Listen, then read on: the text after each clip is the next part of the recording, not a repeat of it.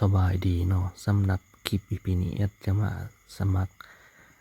แพลตฟอร์มหรือว่าเว็บไซต์ในการกดหับเหรียญได้คอยฟรีเนาะที่ว่าสามารถถอนได้จริงเมื่อคลิกลิงก์ผู้แนะนำเข้ามามันจะเข้ามาหน้าตาสมัครแบบนี้แล้วก็เราก็ใส่อีเมลที่เราต้องการสมัครเนาะตัวอย่างอีเมลนี้เราก็ตั้งรหัสผ่านตัวอย่างว่า A B C แล้วก็1 2 3แบบนี้ก็ได้ทั้งรุมก็ตั้งเหมือนกันนะ A B C แล้วก็1 2 3แบบนี้ก็ได้เอาประมาณ6ตัวจากนั้นเราแกะแคปซ่าตัวนี้7 ลบ4แล้วก็พิมพ์เลข3ใส่ตัวอย่างว่า3บาดนี้อยู่วางนี้กดไม้ถูกจากนั้นกดใส่อัพแล้วสมัครแล้วปุ๊บเนี่ยมันจะขึ้นต้องซื้อสีเขียวอยู่วางนี้เนาะวันนี้มันกระเด้งมาหนาแบบนี้เราก็กดล็อกอินด้วยอีเมลของเราวันนี้สิเข้าระบบเลยใส่รหัสที่แต่งไว้ตอนสมัครเลยแล้วกดล็อกอินนี่ก็สิเข้ามาแบบนี้เข้ามาใหม่ๆเพื่อนๆจะได้อยู่ประมาณอยู่5,000สถิติมันจะบอกว่าเข้มแบบนี้แต่เอาเลยกดเข้าไปตั้งแต่ยอดเดียวเวลาต่อไปมันก็จะนับไปไงเรื่อยๆลามตอนแรกเขามากดแล้วเดินมาปุ๊บ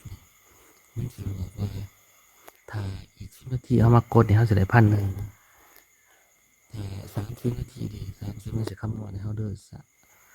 2,000วันนี้ถ้าเรา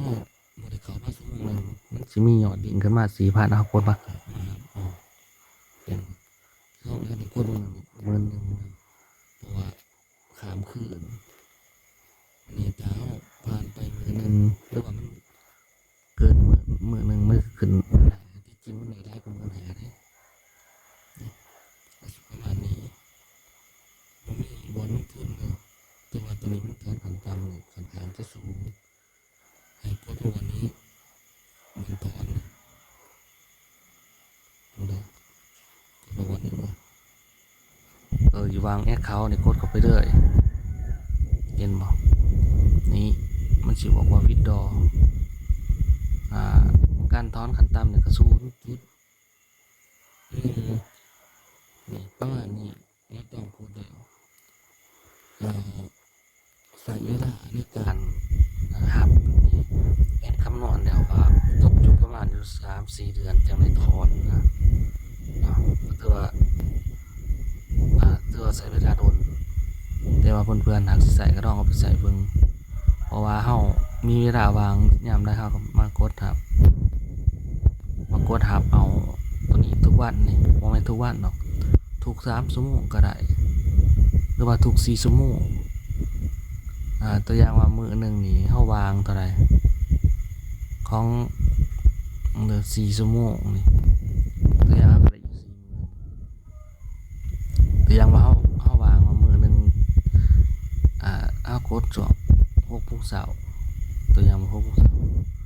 นับไปอีก4 ชั่วโมงเฮาก็ไปกดนับไปอีก4 ชั่วโมงเฮามากดเฮาจะได้เทื่อละหมื่นมื้อนึงก็หลายๆเนาะถ้าเฮามื้อนึงเฮาเข้าเทื่อเดียวเฮาจะได้แต่ซ้ำนี้เราต้องเข้าทุก4 ชั่วโมงมื้อนึง12 ชั่วโมงตั้งโมงไว้โดดเอาก็ได้หลายจะมีสำนี้เนาะโอกาสหน้าพบกันใหม่หากเพื่อนๆสนใจอยากใส่ก็เดี๋ยวแอดสิทิมลิงก์สมัครไว้ให้ส่วนที่เอาลิงก์ไปแนะนำหรือว่าไปแชร์ให้เพื่อนเนาะเดี๋ยวแอดสิกดมาวันอันนี้เห็นบ่กดมาที่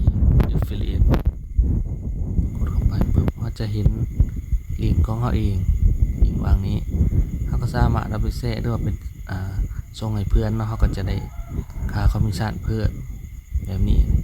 โดยที่เราบ่ต้องลงทุนเห็นว่ามันก็จะมีตัวนี้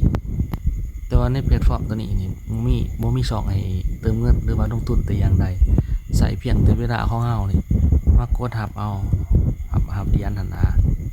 ใส่เพียงแต่เวลาวางครับอยู่วางนี้ก็ถือว่าง่ายอยู่เนาะโอเคเนาะหากสนใจก็ลองเอาไปใส่ฟรีเบิ่งถอนได้แท้ตัวนี้แต่ว่าใส่เวลา